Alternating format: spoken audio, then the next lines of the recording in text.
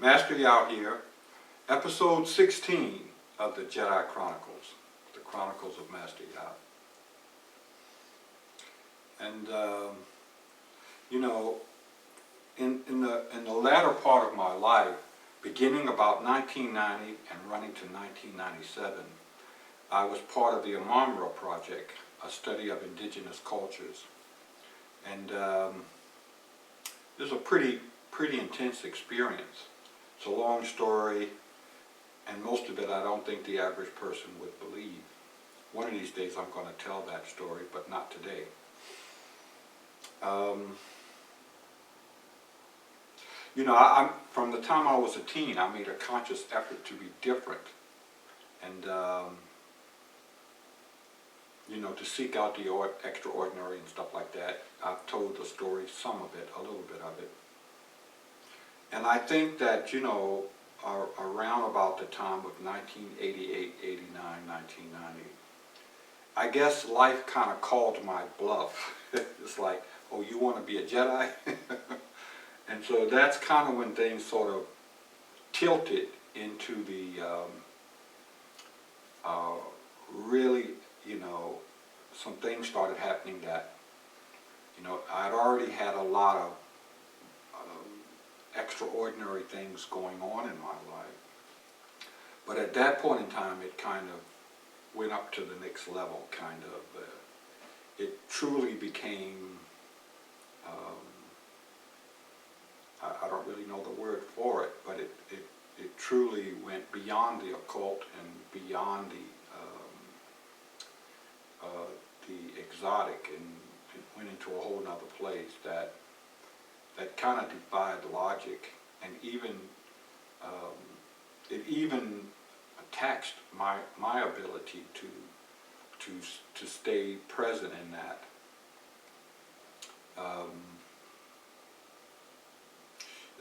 It's intense. But the point that I'm making here is that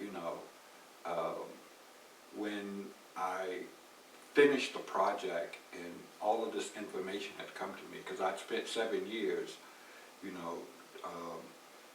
with extraordinary people who, in many cases, were living indigenous lifestyles and had information that had been passed on to them for 8 or 9 generations, 200 or 300 years, where they were like the torchbearers of this particular branch of a system or this knowledge or this whatever. And in many cases they were the last person. There was no one to take the mantle from them. It was interesting. I mean, I didn't just meet with a few people and I was actually, and oftentimes, living the experience with them, or for short periods of time anyway. The thing is that after this was over, you're sort of like left with this thing of, okay, I just had this National Geographic moment. and so now what? And that's when, I decided that I wanted to create a system that would allow other people to get some of the benefits of what I'd experienced. And, it failed twice. I tried twice to start some type of organization that could, allow the regular people to kind of have the benefit of some of this information, some of these systems, some of these skills. It's harder than you think, You do special stuff and you just say, okay, well, here's how you can have this, and people are like, no, I don't believe you. I guess because in this society, most of the stuff that people over-promise and under-deliver. But anyway, in 2010, 2011, in that era there, we finally started Grand Trine. And it stayed, and it's been in operation ever since then. And we've been able to established this life system, and it's in my opinion, it's been a big success. It's still very, very small, niche type of a thing, but you know, a few thousand people have been through the system or have been exposed to the benefits of it. A lot of them from overseas and whatever. It's you know, the template that we use has been adopted by other organizations and become part of the fabric of their operation. You know, the books have inspired copycats and things like that. And the internal culture of Grand Trine has kind of changed the language, the landscape of the progressive community, in that you see the terms that we use internally now kind of getting out there, and you see people using them and whatever. So that's kind of cool. And of course, the ultimate goal was to create this organization that would allow, you know, regular people to do some of this atypical type stuff. You know, so, and you know, I invite you, of course, to join that organization, or to at least investigate it and check it out. So you would go to Grand Trine International, or you would go GTI, www.gti.wildapricot.org, O-R-G. So you would go to gti.wildapricot.org, Grand Trine International, wildapricot.org. So, and just, you know, if you will, become a member. It's you know, the price of a pizza every month, basically, and it's pretty unique and interesting experience. We haven't really necessarily promoted Grand Trine much in the last 9 years. You know, we were kind of happy to keep it sort of a private type of a deal, but you know, I'm so much is going on now that I kind of want to share it with more people. So we put that out there. But today, what I want to do is let some of the men who've been involved in the system for at least a year or so, to just talk about, you know, what they got out of it, how it's changed their life or whatever. So we just invited 3 or 4 of them over here to talk, you know, just to talk in general or whatever. Unscripted. Next week we're going to try to do the same with the women. That's going to be interesting. I can tell you it's going to be interesting. So the women are going to share some stuff with you. That should probably be episode 18, I think. I'm not positive, but I think so. And we'll try to put the link for the website in the front of the video. I'm fairly certain that they will. So anyway, I'm going to stop now. We'll let the men talk, and then I'll come back and review, encapsulate, whatever. Okay. Thanks. Hell. like you know he's gonna do something wrong. That's what he's supposed to say. Nah, he's sitting over there like, what you say about farting? Y'all know me, man. I smile. I smile. I try to hold it in. All right, so I get this is like our first group discussion. Yeah. And so basically we just were talking about, since joining Grand Trine up to now, like what some of our experiences have been. So you know, I joined in 3 years ago.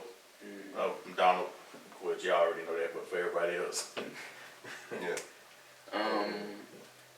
I'm Xavier. I've been in the group about as long, maybe a little bit longer. My first orgasm after joining Grand Trine. Without ejaculating. Yeah, without actually, it was. I ain't gonna lie, it was my first time, so it was weird. It was good. It felt good, but it felt like it was just this new. All I knew was I felt like normally, you know, you ejaculate, or climax rather, and it's like, you know, that's that. But with this, it just kind of kept going, and then it felt, for me anyway, it felt a little wet, kind of. A little wet. Too much information. I mean, man, look, bump it, because we here, so we here. So I understand. yeah, and it just, I Just a mean, little bit. it felt a little wet, but it was good, man. It was a whole new sensation for me, and it did kind of catch me off guard, but I would definitely much rather experience that than the normal way where it's like you just, that's it, and it's like pump, and you just kind of done. And it's like, this was it was more fulfilling, I would say. I felt I got a lot more out of the overall experience, basically. My first time, I mean, Okay. yeah. So, Well, my name's Tim, and I think I've been part of Grand Trial about 7 or 8 years. But the first time I experienced an orgasm without ejaculating, it changed my whole view of what orgasms and stuff were, everything like that. I didn't know about the wide range that you can experience, pretty much. But you know, had a little pre-dribble. That's about it. You know, it didn't unleash the full load. And I know what he means by it felt more satisfying. But it's just like, since I've been in it a while, I've experienced it. I enjoy all aspects of it. I enjoy the ejaculation part of it. I enjoy the ejaculation part of it. You know, it's finding the balance, and it changed my life. It made me more relaxed. That's all I know. yeah, My name's Yao. I'm here to reclaim my name. Oh, he ain't in here. He can't. My name's Stan. Yeah, I mean, my first experience with, ejaculation it was amazing. For me, it was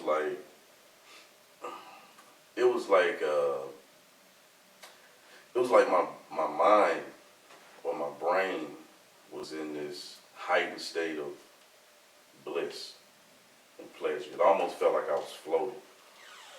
I could feel the energy, without even trying to feel the energy. You know, like sometimes when you laying on the table or whatever, somebody's working on you, and you are open to feeling the energy. You're waiting to feel the energy, right? So you're anticipating it, right? Well, for me, there was no anticipation. I didn't even expect to experience what I experienced. It was like this constant, ongoing, like oscillation of bliss and pleasure. And I felt really connected with the woman. Like, we were like, it was almost like you couldn't do anything wrong. Like everything you touch, everywhere you touch, everywhere she touched you was, oh, that's that spot. That's magic. It was that experience for me. And it went on and on and on. Like, for me, that was pretty miraculous. Just the fact that we kept going, and it was almost like you kind of lost in time. You don't even really have a concept of time. It was beautiful.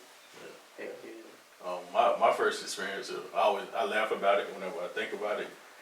Kind of similar. I wasn't expecting anything. I wasn't like thinking about it. It kind of just came out of nowhere, So so she was giving me head, and I felt the sensation, like okay, I'm about to come. So I told her, but she kept going, and I told her again. She kept going. Like, so I might have like, oh, she gonna catch it, whatever. So okay, like. And so I went through the motion. I thought I was ejaculating, And then she stopped and she looked at me. She was like, "Fool, you ain't come." And I was like, "What?" I thought she was playing. She was like, "Fool, you ain't come." And so hands down there trying to see if I could feel anything. And I was like, I don't feel anything. She was like, I told you ain't coming. I was like, you know, it was like a whole new world. I was like, because, you know, prior to that, you know, I was doing what y'all was teaching us, you know, in tier 2.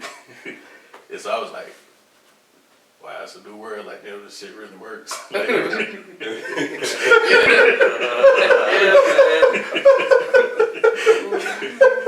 that was my first time. That's real. You definitely knew you couldn't argue with her, right? She Yeah. definitely had to know. That point was They were kind of looking at me crazy, but I was like, explaining things. Like, deep. what were you guys' first experience like receiving energy work? My first time on the table, man. Well, first off, I never felt anything like that before. I'm gonna say that first. Like, when I first got on the table, I just remember feeling like everything, all this from top down, was just like flushing out, or like something was being peeled off, kind of. You know, like a sort of like almost like a filtering out. Like, you know, when you have like a clogged drain or something, you put some Drano or whatever, a fish or whatever. It felt kind of like that sort of sensation. It just felt like everything was kind of running downward, like water moving over like some rocks or something. But it was I just felt like flushed afterwards, basically, like raw almost. Like, it wasn't like, you know, I wasn't like losing my mind or anything, but it was just like, it was a new sensation that I never really felt before in my life. It was just, I don't really know how to say it. It was just new to me. It was all so Was new. this the time with Carmen? No, before that. Oh, Who was the first one who worked on me, actually? Who was the first person who worked on me? Goodness, no. No, it couldn't. I don't think he's trying to remember. I really Oh, don't. man. Oh, I don't think he wants to talk You have about to it. come back to me. You have to come back to me. You have to come back to me. Blacked it out. He blocked that stuff out. No, I can't talk about that on camera. No, I don't think it was Carmen. But regardless, it was dope. Latifah, not Latifah, what's the name?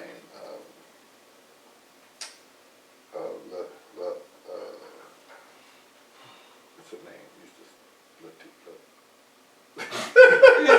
I only know one law. Love.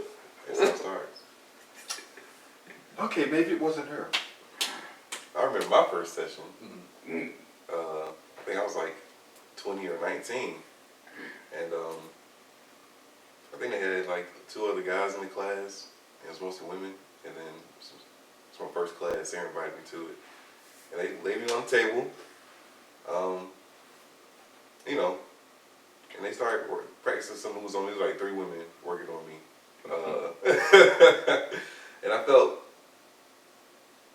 my crown open up, which I felt that before from times I meditated before, and then I remember being amazed at how easily how easily people can do this stuff, and you know, I thought you had to go hide away in the forest. To learn how to do Yeah, this. make a Jedi or something, like go find a mountain or something.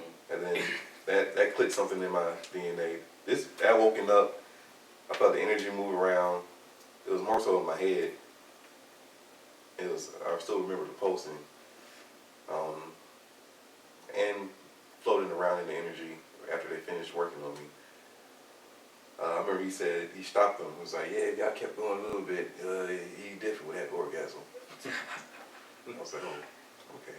So I didn't know what it was about or anything like that. So, but I remember that, and I remember the next day, I came back to class sexy.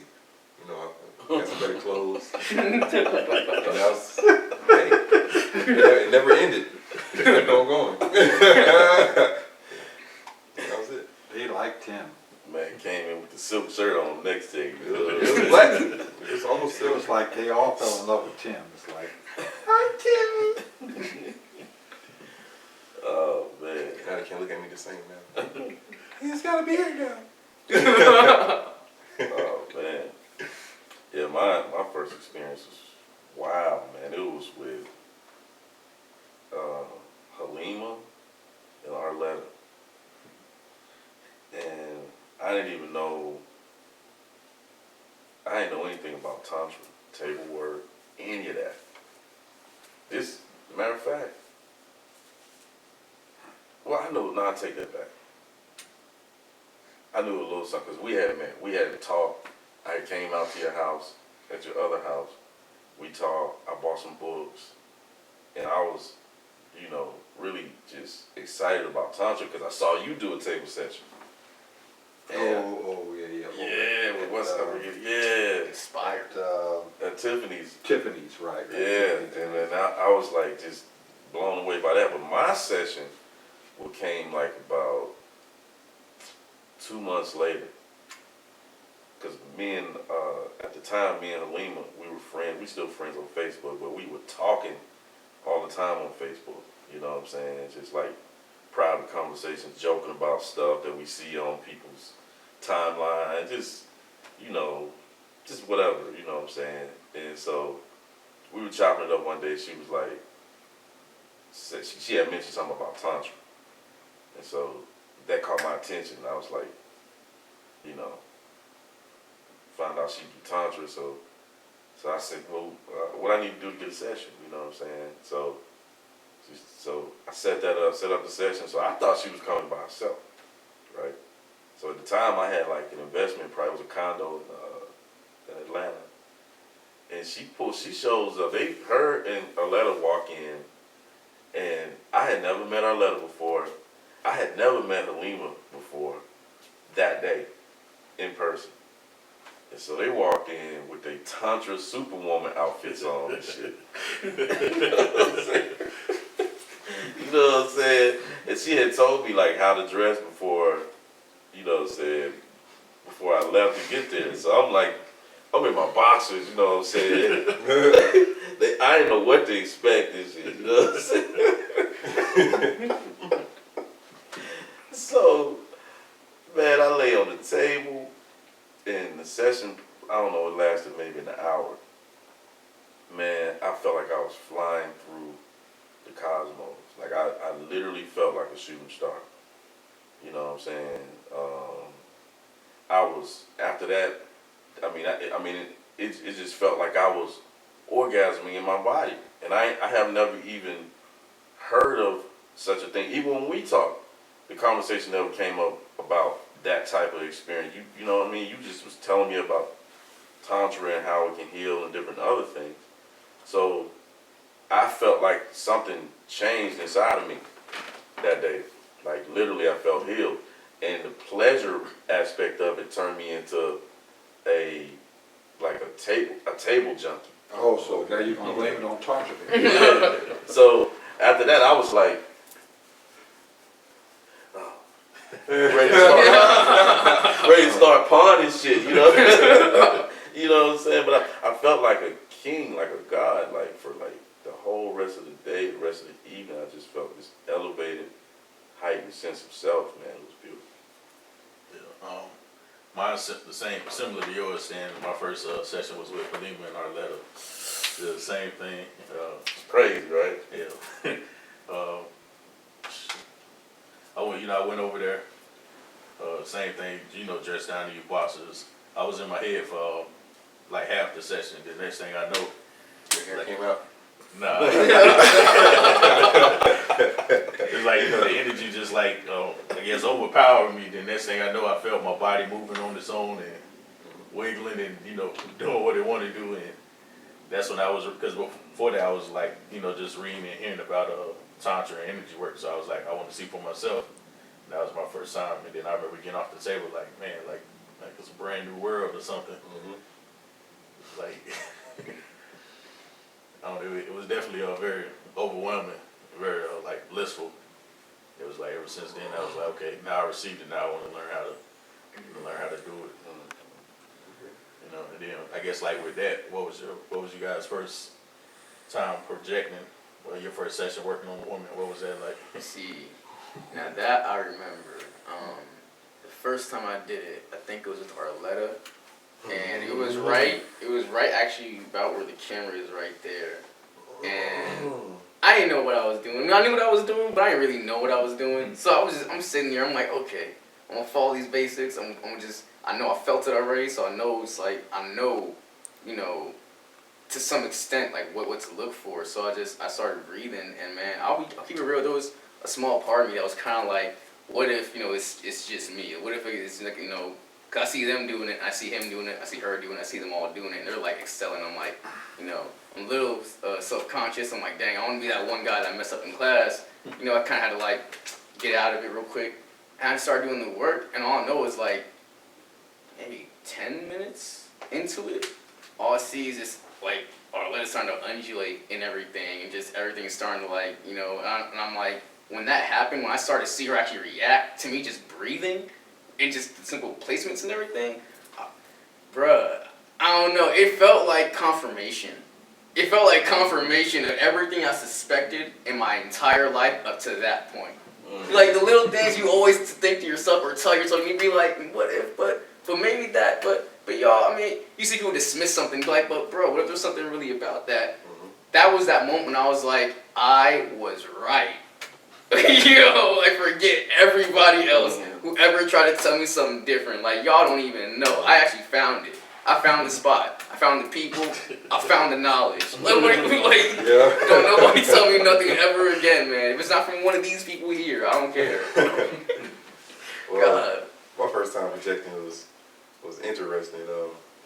I actually didn't get any results from projecting for 3 years. Wow. Yeah, because the first class I learned it, he still lived up in Baltimore. So once the class was over, it was only me and Sarah down here really, you know, working on everything like that. So tried it during the class. I had trouble breathing.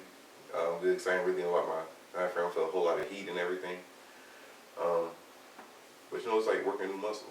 Yeah. But I had a girlfriend at the time, and I stuck with it. And then I think we redid Tier 1 at Malia's house, or was it Tier 2? That's the first time I had my first reaction from it. Actually, no. I had a reaction working on some random person in between that 2 year span. And I really didn't believe it until I still got to the other class. Like, it didn't fully confirm it, but one thing projecting didn't learn how to project. What it did confirm in me, just how easily you can make something work, like your mind. You know, a lot of people want to believe if I'm doing it right or wrong, or will this work? You know, it actually had a template where you can do it and see the results instantly. Because I had to wait for like years for it to manifest or something. So it did build up that confidence in me in my ability to control my own reality, pretty much. Or if they have a possible effect. That's beautiful, man. Even when I don't believe I'm doing it. That's the scary part. So like, you want to know the first time we tried to project or the first time we actually projected? Yeah, the first time I guess your first session when you was like, okay, I'm from the.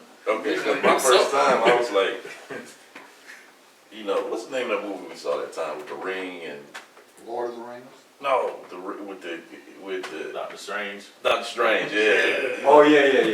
That was me, you know.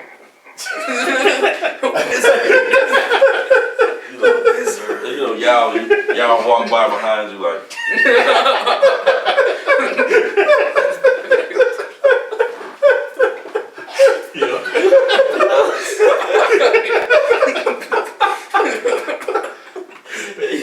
You're like, damn, I can't do it. You know, I'm the only one.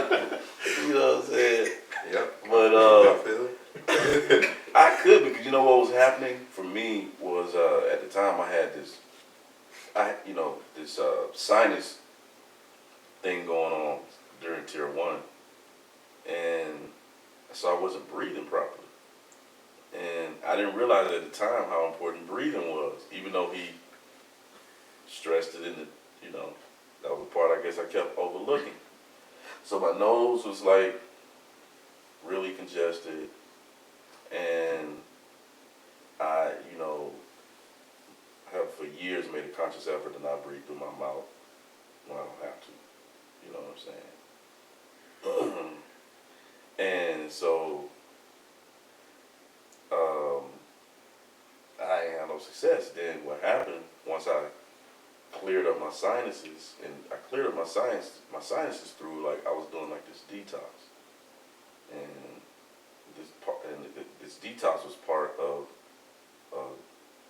the 21-day meditation, you know, where you practice these specific breathing exercises, and there's sun gazing involved, and so, you know, your chakras and all of your points, you know, along your meridian are really open, and the energy really begins to flow, as well as you're breathing, all the swelling and stuff in your body, tissues or whatever, you know, all that dissipates. So in addition to being able to breathe properly, that's like moving a lot of energy, and then there's a lot of other energy. So what happened for me, my first time where I really felt the power, because I was doing projections, and people, I'll be working on somebody, and she'll be like, oh, I felt something. Well, I felt it on this side, or whatever, right? So, you know, it's a little bit, you know, it's, you know, confirmation, okay, this does work. But the first time I really locked in and realized the power of this projection and everything was right after that meditation. And I realized that the magnetism, because like when we think about projection, we think that we're pushing energy towards the person, and that's the only thing that's going on. But what I realized through this process is that the magnetism is equally, maybe even more strong than whatever you're pushing out, because I wasn't even working on anybody, but the energy was flowing so strong, it felt like I could fly. It felt like I could move a building, just, you know, put my hand up or whatever. And my wife was in the room. She was about 15 feet away from me, and I just did like this because I just couldn't believe. I just felt all this power. My body felt like a massive generator, you know, running some type of factory or something. So I put my hand out, and as soon as I put my hand out, her head jerked back like this. She's like 15 feet away from me. And so she turned around and was like, I'm a prankster, you know what I'm saying? You can't put, if you live with me, you can't put nothing past me, you know what I'm saying? Goon Squad. So she was like, you pulled my hair? I'm like, look where I'm at.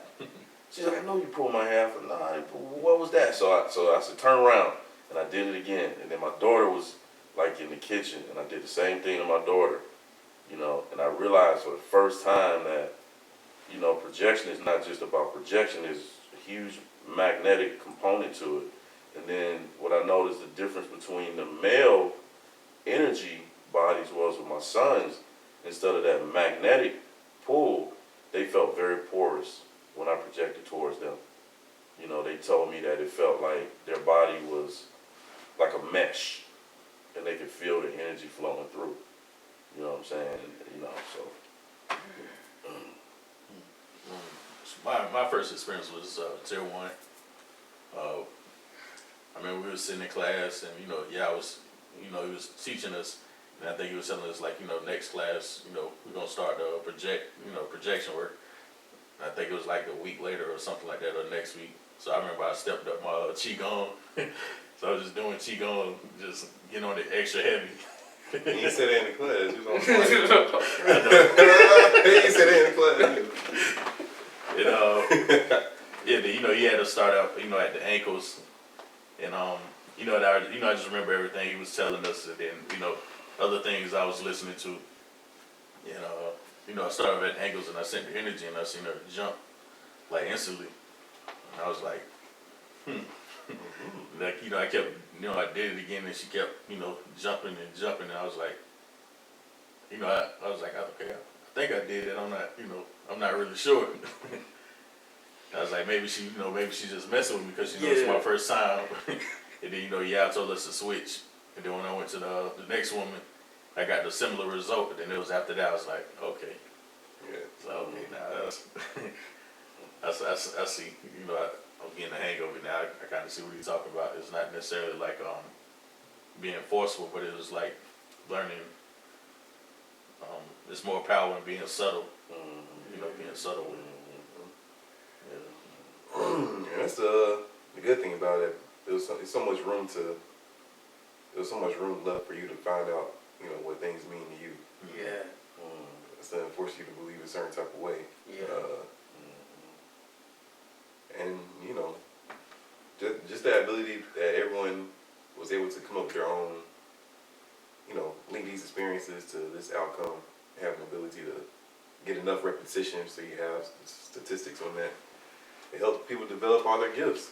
Yeah, and then you know it's like I remember after that day that I was just talking about with the whole you know, when I came to the realization of the magnetism aspect of it, my actual table sessions became much more meaningful, much more profound, because I realized for the first time that I didn't necessarily just have to direct the energy. All I needed to really do was connect with the person on the table.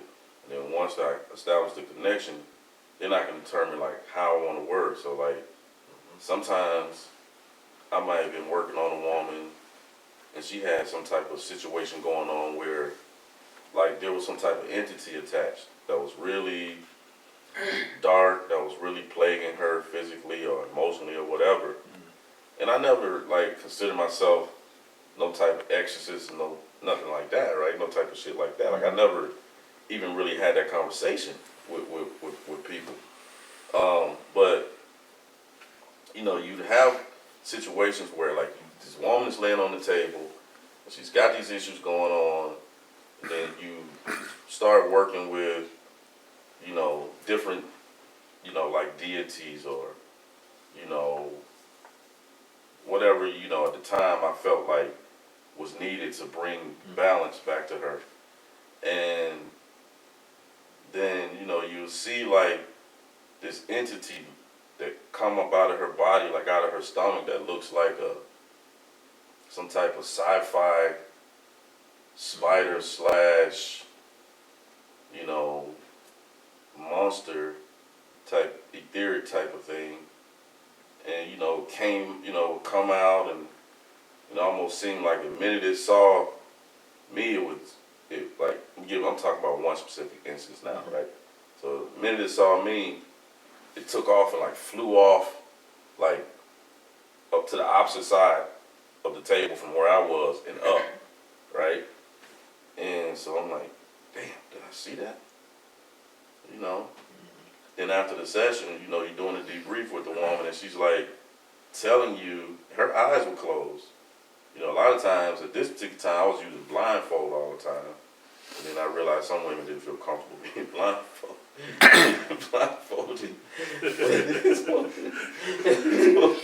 was doing that to make it easy for them to turn circles. Let me just put the blindfold. Don't worry about it. So the woman would, you know, we'd be doing the debrief and she'd tell me exactly what I saw. She would tell me, she would describe exactly what I saw. How it looked, how it moved, which way it went, and everything. You're like, okay, all right. There's a lot of layers to this work. Yeah. You know. I didn't even necessarily know she had like an entity in here. It was just like working on her. The next thing you know, like I felt something in the aura, and I had grabbed it and it was trying to move away from me. And I was just like, it still ain't dawned on me. I was like, man, what is this? Like, but intuitively, someone was, you know, saying, you know, remove it. And I remember having it with both hands, and I felt it like trying to tug away from me. And then that's when it dawned on me. I was like, you know, I kind of got, you know, scared for a second. But then, you know, I stayed with it. I was like, you know, and I remember, you know, pulling it out of her and taking it outside. But then, like, after that, then that's when it really kind of got a little bit more serious for me. It was like, you know, like how deep it, you know, how deep everything goes and the choices we make and, you know, our egos and how we can attract certain things to us without necessarily recognizing what we're attracting to us and how it affects us, you know, how it shows up. And, you know, same with you, like afterwards, she was telling me, yeah, you removed such and such from me, and it was related to, you know, this past relative, and that died years ago and this and that, and I was just like, similar kind of just like, wow, like, Mm-hmm. and then after that, it was like, man, it was like I was just on the street. It was like, I was on the street till I was just pulling like a bunch of entities. I was like, man, I'm kind of getting tired of just Mm-hmm. pulling entities out. Like, I just want to, at that time, it was like just, see them releasing the joy part and everything. But I realized, that's part of the, that's part of the work too. Mm-hmm. Yeah, it got to a point where it was hard to get women to orgasm because the energy kept moving toward healing fibroids or pulling entities out. Um, and then it took a while to work, to consciously work to get back to the orgasmic part of it. I remember when you used to say, you said so much. Tier 1, I took more notes than ever, and it was mainly because it was so much of it was new, everything was new. Even though, I felt like the more profound information came in the later tiers, but for a person with no exposure, tier 1 is extremely profound if you like actually putting stuff into practice, because you discover so much about yourself and life. But I remember you used to say in conversation, how because the question always came up about entities and people being afraid and attachments and all that, and you used to always say, well, if you build your energy profile, you don't have to worry about that. And you would talk about how, if some shit is in there, when I come around, it's leaving. Remember, you used to talk like that. So y'all know what I'm talking about, right? And I used to be like, damn, this motherfucker bad. Some serious coach shit. You know what I'm saying? You ain't gotta do no rituals and shit. We gotta kill no animals.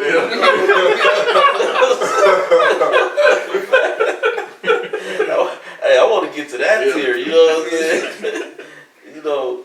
But then I found that it's true. Once you build your energy profile and and it's a part of your life, the way you work, just how you live, and being mindful of certain things, that's very true. Like, you don't have to worry about being compromised by some sinister, dark, whatever type of entity. And I've talked to other people over the years since I became part of Grand Trine, people who are considered like gurus and teachers and whatever. They're making a lot of money doing all kind of occult stuff. And I've had a couple of them say stuff like, well, you gotta be careful with that tantra. You can't do that while you're doing this because, you can get attachments and this and that. And I'll be sitting there like, you saying that because you don't understand how energy works. They only understand a certain Little aspect. perspective of it. Yeah. Yeah, you willy-nilly, you just going out here and you grabbing on everybody and you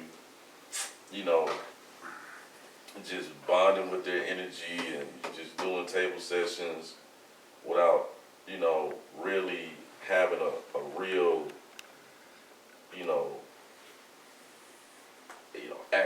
action plan or game plan, and you're not implementing any type of,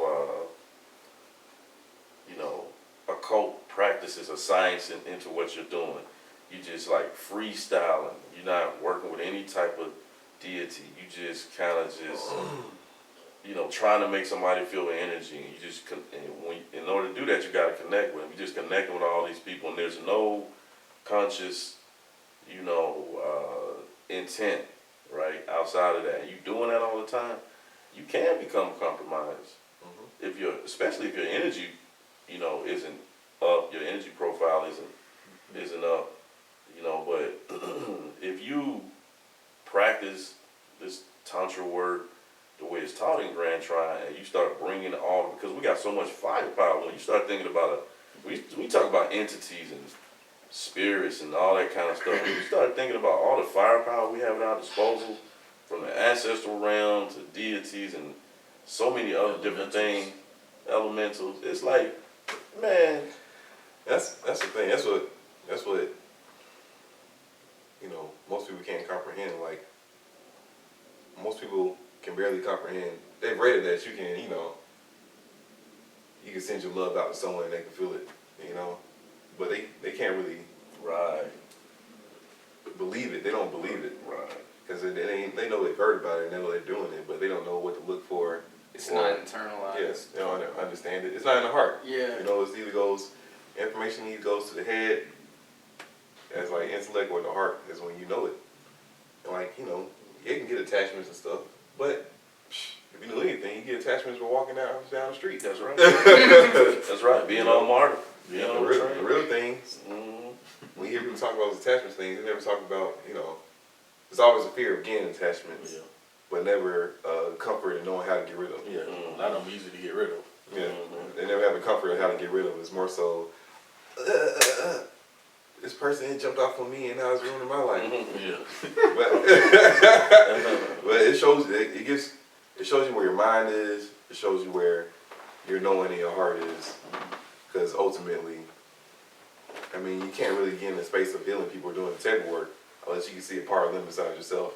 You know, you just see it as this person is outside of you, and oh, you fucked up. I gotta make sure none of this stuff gets on me. But it's cool.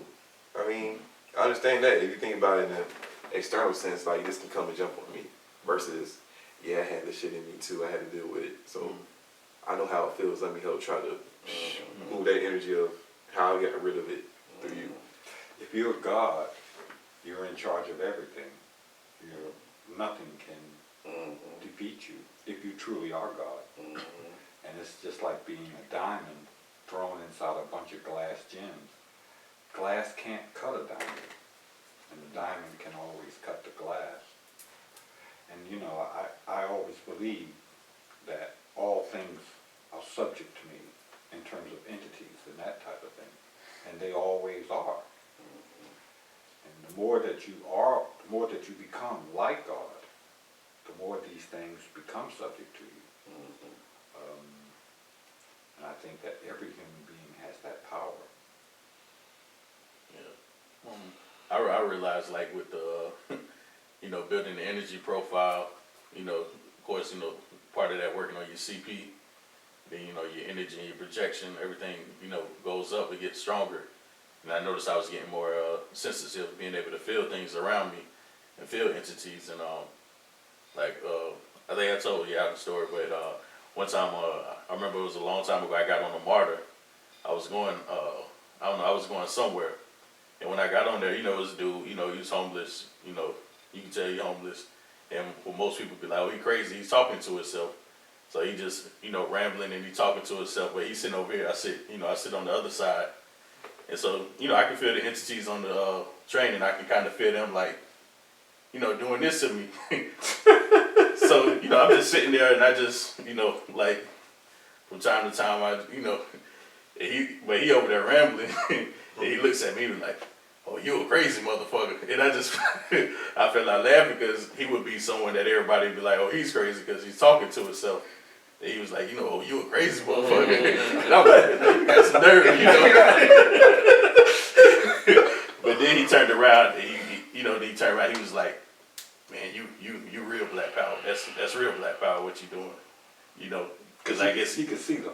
I'm assuming he had to see them because I knew I could feel them, and I was like, you know, just like, like, no, you're not going to attach to me, but just, you know, me working on myself and getting to that point and being sensitive enough by like letting go a lot of blockages, I was able to pick up on them, and you know, to the point I'm not really worried about them like that. Real Black Power. Yeah. I like that. Yeah. I thought that was funny. Yeah. But Crazy one. what's some of the things you had to deal with when you tell people you and tell them about Tantra? Like, what's some of the misconceptions they automatically The biggest throw at you? man, the biggest misconception I ever heard was, oh, so you do orgies? Like, nah. I mean, that could happen, but that's not what I do specifically. You don't? I mean, I'm open. I get that a lot too. Yeah, oh, so you do orgies. I get that a lot too. Yeah, man, you do orgies. Oh, so you like play with people's like parts and stuff. I'm like, what? I mean, it depends. But just basically just porn, more or less. Like people just like they hear yeah, porn or something of that nature. I'm like, nah, there's actually a whole system and everything. It's like And it gets to a point sometimes with some people, you'd be like, all right, so maybe this person, you know, but every now and then I'll get somebody and I'll tell them something, and usually they kind of already have some inclination towards something, so they kind of understand, and then from there we go from there, and then I'll work on them more, you know, we'll chill, kick it or something like that. But that's always the one I hear. It's always something involving an orgy or something about fellatio or just some kind of porn or something. Yeah, or just something you would see on a website somewhere. I'm like, all right, man. Well, for me, the thing I get, first of all, I don't tell that many people I do tantra. Yeah.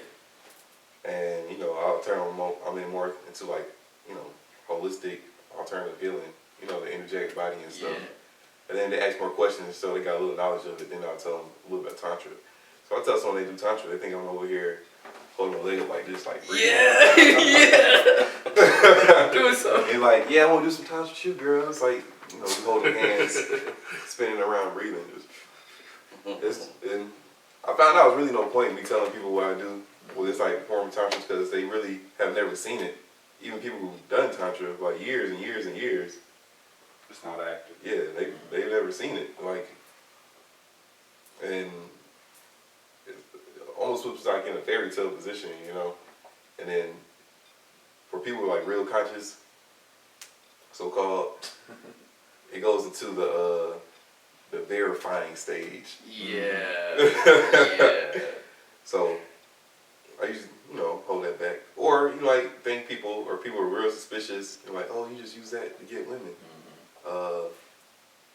Or even, this is what I hear the most from guys. I hear this from guys, from girls I talk to. It's like, oh, you just using that to get in your pants. You know, you just trying to make it seem like he can do some stuff in order to try it out on you.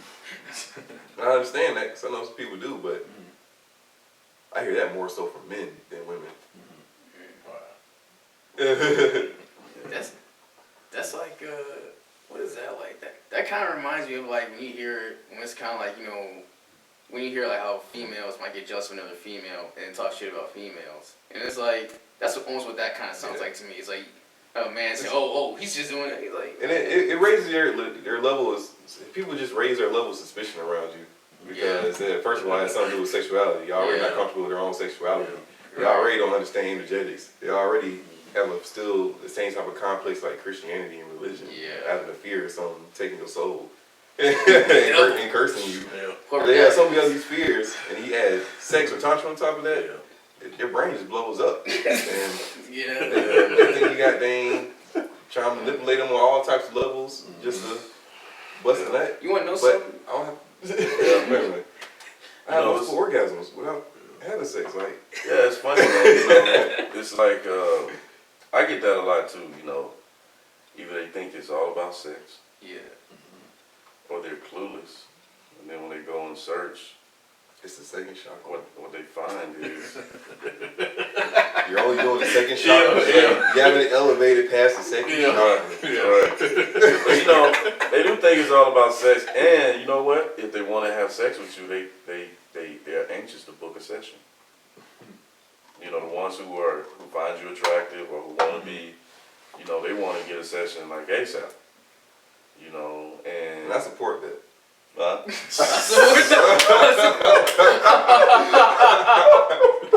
support that. I'm a firm believer. I say, That's a joke. That's yeah, a joke. but you know what? I'm gonna tell you something. Yeah. We're Hey. joking here. I'm gonna tell you something.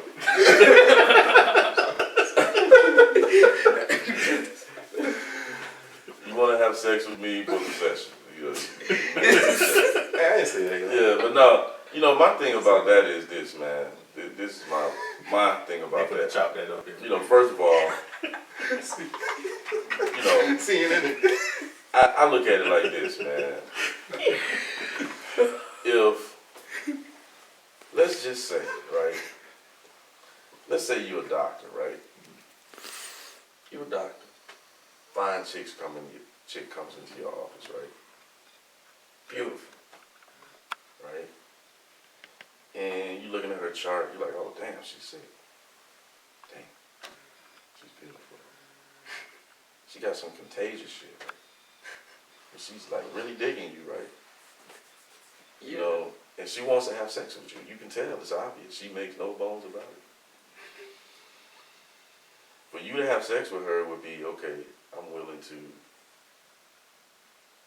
you know, take on whatever you have. And that's kind of like the way I view like that whole scenario for like if a woman, you know, don't get me wrong, two people meet, they have chemistry, whatever, things, you know, whatever happens, you've grown, right? But like, to me, like I encourage people who are new to this to really, you know, if you're, let's say you are single or you're in a relationship, whatever, you are looking for new experiences, new partners or whatever, I would say definitely take the time to explore what are the things, what are the challenges this person is experiencing first. Yes. You know what I'm saying? Yeah, I agree with that. Because like, let's say she got problems with her ex-boyfriend. She's had problems with all her exes. No successful relationships. Now you're intimate with her. Now you become one of those guys in her mind, as opposed to you being the guy to help her to evolve, to see herself in a better light, to build self-confidence, whatever, to heal emotionally. Right. Now you done hit it. Now she can only see you from that perspective. Like, damn, you know, I want some more. You know, forget about all this tantra shit. You trying to talk about counterfeit, the CP and all that. She like, did you bring me some of that CP tonight? You know what I'm saying? You know what I'm saying? You like, this bitch is crazy. She's crazy. You know, so like we have to have that approach, you know, where we're responsible and we have to be professional in our approach, because like at the end of the day, if, you know, my thing is, if I can't make your life better, I prefer not to be a part of it. You know what I'm saying? And so I think that's important because, you know, it don't take but so many people to create bad reviews, start spreading rumors and lies about you, or some woman who is giving her experience, even though it's only from her perspective, it's totally true to her and all her friends. Now, you got to combat that when the only thing you wanted was some ass.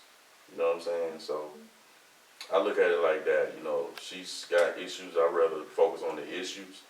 And, you know, maybe that's what people should do. Like, you focus on the issues first, help that if you can help, and then see how things progress from there. You know, but I have noticed that with women, this has been my experience, you know, that if they like you, you know, when you do say tantra, yeah, they think sex.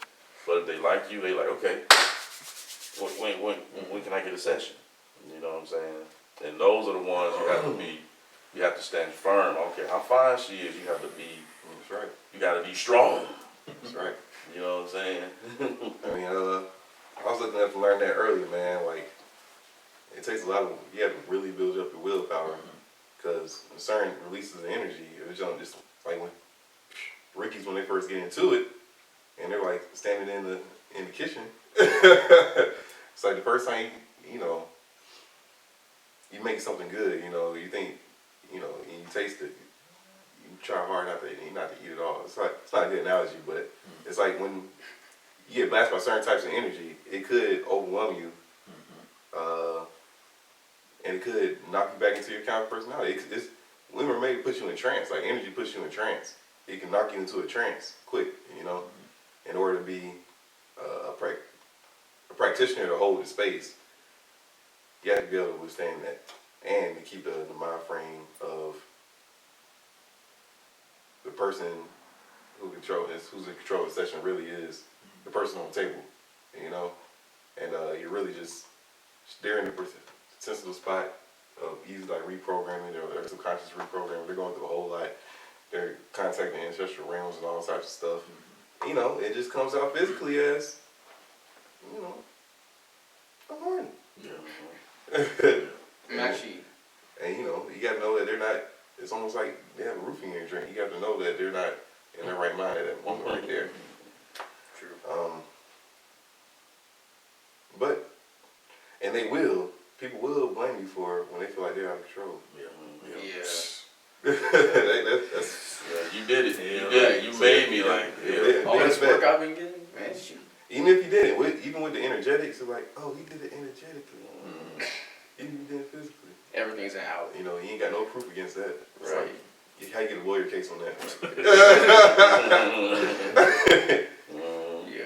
And yeah, and I think a big part of it too is just being very raw, having like real adult conversations. You know what I'm saying? Like about erections, about arousal. And one of the ways I kind of set expectations around that topic is what I do is I talk about how I utilize my arousal to amplify the energy, because a lot of people don't know. I mean, we talking about energy, right? So when a man or a woman becomes aroused, there's an energetic thing going on there. Hello, I'm back. I just finished watching the the video of the session that you just finished watching. It had me laughing. Those guys, we have to edit a lot of it out, believe it or not, because some of the stuff is pretty out there. But